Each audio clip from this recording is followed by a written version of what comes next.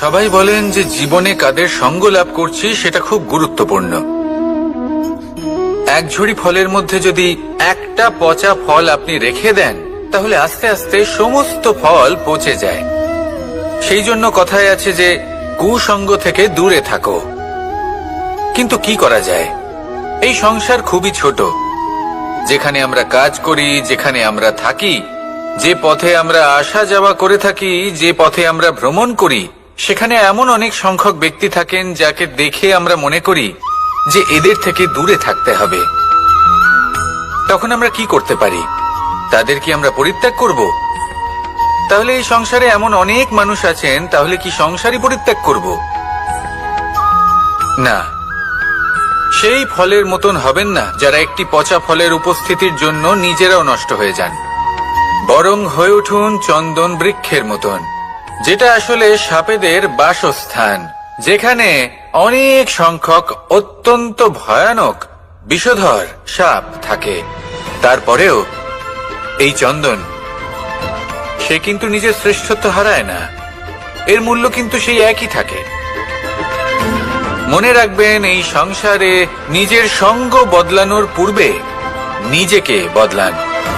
নিজেকে কিছুটা এমন ভাবে গড়ে তুলুন যে কেউ আসুক না কেন সে যেন আপনাকে বিভ্রান্ত বা দূষিত না করতে পারে। আসুন আমার সাথে ভালোবেসে বলুন, রাধা রাধা। মানুষ জীবনে অনেক ধরনের সুখ লাভ করে, অর্থ সুখ, পরিবারের সুখ, বৈভবের সুখ। কিন্তু এমন একটা সুখ আছে যা বেশিরভাগ মানুষকে প্রভাবিত করে, কিন্তু সেই সুখ তাদের কোনো প্রয়োজনই নেই। সেটা হলো পরনিন্দা সুখ। অর্থাৎ এমন কোনো ব্যক্তিকে নিয়ে নিন্দা করা, তার প্রতি অনুচিত শব্দ প্রয়োগ করা, কারণ সেই ব্যক্তিকে আপনি পছন্দ করেন না। আর এমন অনেক মানুষ আছেন যারা এই কাজ করে খুব আনন্দ লাভ করেন, যেটা করা উচিত নয়। কারণ এতে আপনার সময়, আপনার ঊর্জা, আপনার নিজের অন্তরের ইতিবাচক শক্তি আপনি নষ্ট করে ফেলছেন। আর এই সব কিছুই আপনার প্রয়োজন আছে। যাদেরকে আপনার পছন্দ নয় সেই ব্যক্তির বিষয়ে কথাই বলবেন না। সেই সব ব্যক্তির দিকে মনোনিবেশ করুন যাদের আপনি ভালোবাসেন। সেই সব কাজে মন দিন যেগুলো আপনার ভালো লাগে। সেই বস্তুর দিকে নজর দিন যেগুলো আপনার প্রিয়, নিজের লক্ষ্যের দিকে, এই সব কিছুর দিকে নয়। এমনটা করলে আপনার জীবনে আপনি সেই সব বস্তুর দিকে নজর দিতে পারবেন যারা প্রকৃত অর্থে আপনার জীবন আরো শ্রেষ্ঠ করে তোলে। এমনটাই করুন, জীবন আরো অনেক বেশি সুন্দর হয়ে উঠবে। আর তখন এই মন প্রসন্ন হয়ে বলবে, রাধা রাধা। প্রত্যেক মানুষ নিজের জীবনে দুঃখ অনুভব করেন। প্রত্যেকের দুঃখ আলাদা হতে পারে। কারোর মনে এই দুঃখ থাকে যে সে তার বাবা মায়ের সব ইচ্ছে পূরণ করতে পারেননি। কেউ এটা ভেবে দুঃখ পান যে সে চিরকাল সদাচার করেছেন, সৎকর্ম করেছেন, কিন্তু তাও তাকে দুরাচারী বলে মনে করা হয়। কেউ এটা ভেবেও দুঃখ পান যে তার সামনে যে ব্যক্তি রয়েছেন তার চোখে তিনি শত্রু হয়ে উঠেছেন বা দুষ্ট হয়ে উঠেছেন, যেখানে তিনি হয়তো কোনো অনুচিত কাজই করেননি।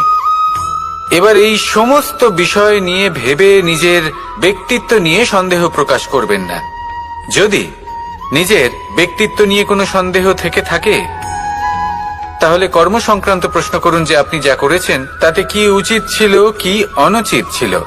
যেটা প্রয়োজন সেটা এটা বোঝার যে আপনার অন্তর্মন, আপনার বিবেক আপনাকে কি বলছে।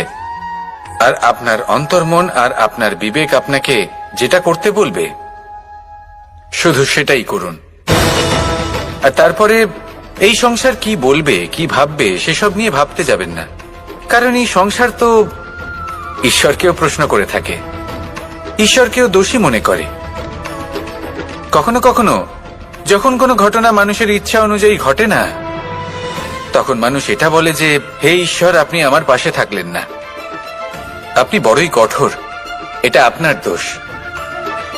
যেখানে বেশিরভাগ সময় হয়তো সে নিজেই নিজের কর্মফল ভোগ করছে।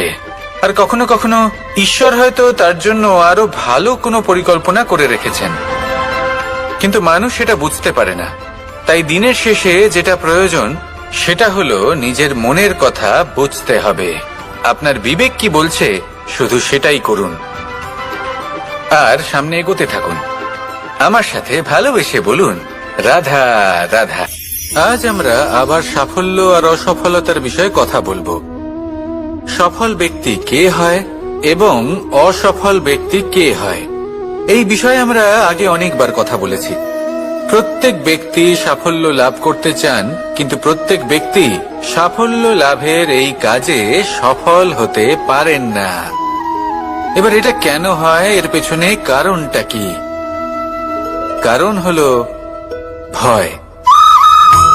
সফল ব্যক্তি হলেন তিনি যিনি নিজের সিদ্ধান্ত দ্বারা এই সমস্ত সংসারকে বদলে দিয়ে থাকেন, এবং অসফল ব্যক্তি হলেন তিনি যিনি এই সংসারকে দেখে এর বিষয়ে ভেবে নিজের সিদ্ধান্ত বদলে ফেলেন।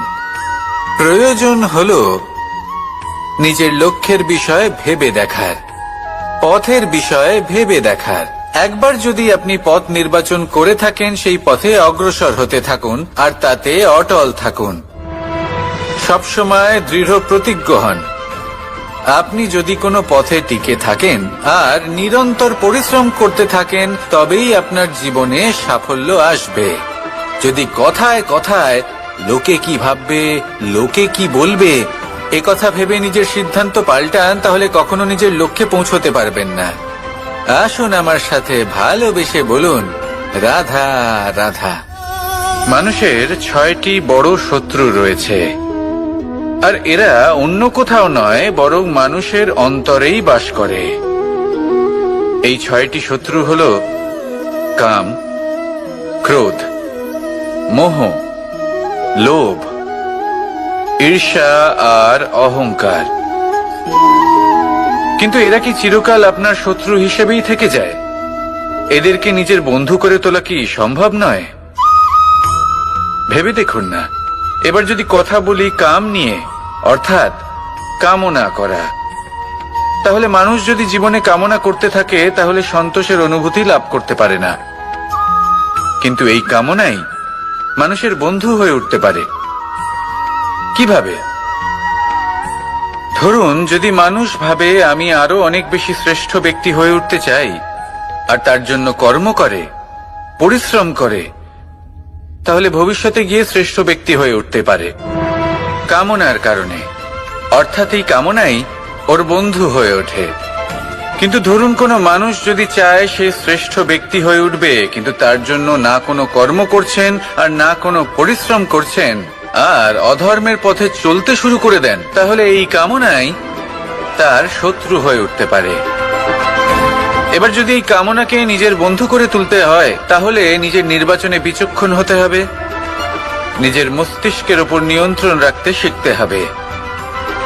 সেটাই করুন আর আমার সাথে ভালোবেসে বলুন, রাধা রাধা। আজ আমরা মানুষের আরো একটি শত্রুর বিষয়ে কথা বলবো, যার নাম হলো লোভ। যে কোনো বস্তুকে অত্যাধিক লাভ করার যে বাসনা, যতটা লাভ করেছি ততটা যথেষ্ট নয়, আমার আরো চাই, আরো চাই, একেই বলে লোভ।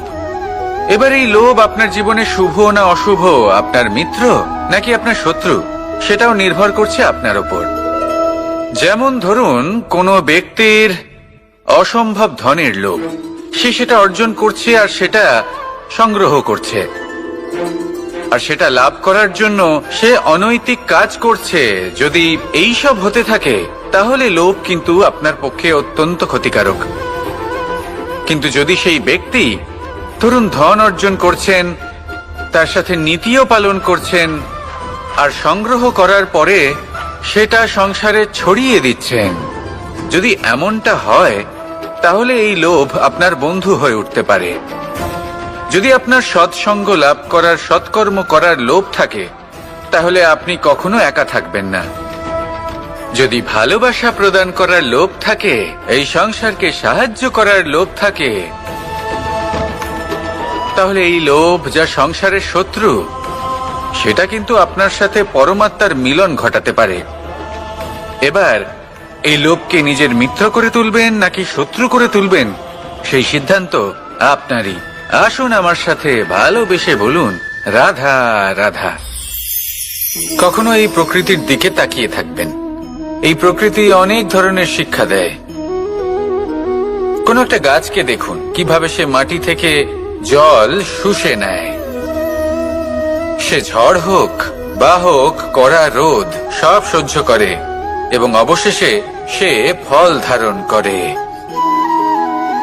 আর সেই ফল উৎপন্ন করার পরে সে ফল কিন্তু সে নিজে গ্রহণ করে না, এই সংসারকে প্রদান করে, যাতে পশু পাখি মানুষ তারা এই ফল গ্রহণ করে শক্তিশালী হয়ে উঠতে পারে, সুস্থ থাকতে পারে। সেভাবেই নদী, সরোবর এরা নিজেরাও কিন্তু নিজেদের জল গ্রহণ করে না, মাটিকে প্রদান করে, পশু পাখিকে প্রদান করে। সূর্য নিজেও নিজের জন্য প্রজ্বলিত হয় না, সে প্রকাশ ছড়িয়ে দিতে চায় আমাদের সবার কাছে, সে আলো পৌঁছে দিতে চায়। এই প্রত্যেকের কর্মে পরমার্থ নিহিত আছে, আর সেই জন্যই এদের সকলকে পুজো করা হয়। তাই মনে রাখবেন, আপনার কাছে জীবন যাপনের অতিরিক্ত যা কিছুই আছে তা পরমার্থের জন্য। তাহলে তার সদ্ব্যবহার করুন আর আমার সাথে ভালোবেসে বলুন, রাধা রাধা। পরিবর্তন, এটা হলো সৃষ্টির অমূল্য নিয়ম। এই সংসারে সবকিছু সময়ান্তরে পরিবর্তিত হয়, এই সময়ও পরিবর্তিত হয়। পরিবর্তন চিরকাল হয়ে এসেছে আর চিরকাল হতে থাকবে। কিন্তু এবার আমরা সেই পরিবর্তন কিভাবে লাভ করব যেটা আমাদের প্রয়োজন, যেটা আমরা চাই। আমরা জীবনে বিকাশ চাই। এই বিকাশ কিভাবে লাভ করতে পারি? এই প্রকৃতি কিন্তু আমাদের অত্যন্ত উত্তম উদাহরণ দিয়ে বুঝিয়েছে। একটি বিন্দুর উদাহরণ দিয়েছে যা ভবিষ্যতে একটা বিশাল নদীর আকার ধারণ করে। এটা কিভাবে হয়? মেঘ থেকে একটি বিন্দু ঝরে পড়ে সেই পর্বতের ওপর যেখানে হিম আছে। সেই হিমের সংস্পর্শে আসা মাত্র সেই বিন্দুর সাথে আরো বেশ কিছু বিন্দু যুক্ত হয়, তারপর তারা অগ্রসর হয়, আরো কিছু বিন্দু যুক্ত হয়, আস্তে আস্তে একটা ক্ষীণ ধারার রূপ ধারণ করে এবং সেটাই ভবিষ্যতে আরো এগোতে থাকে। অনেকটা যাওয়ার পর যখন অনেক সংখ্যক বিন্দু একসাথে যুক্ত হয় তখন সেটা বিশাল নদীর আকার ধারণ করে। এবার আমরা মানুষ বলে আমাদের সাথে এই নিয়মের অন্যথা হয় তা নয়। আমরাও এই প্রকৃতির অংশ, আমাদের ক্ষেত্রেও একই নিয়ম প্রযোজ্য। যখন পরিশ্রম করে অনেক সংখ্যক বিন্দু আমরা একত্রিত করব তখনই পরিবর্তনের নদী প্রবাহিত হবে। প্রয়োজন হলো নিরন্তর পরিশ্রম করা এবং ধৈর্য ধরা। এটা করতে থাকুন, জীবনে সবকিছু লাভ করতে পারবেন। কারণ প্রকৃতি আমাদের এটাই শিখিয়েছে, আর আমরা এই ব্রহ্মরই একটি অংশ, যার দ্বারা এই ব্রহ্মাণ্ড নির্মিত। আসুন আমার সাথে ভালোবেসে বলুন, রাধা রাধা।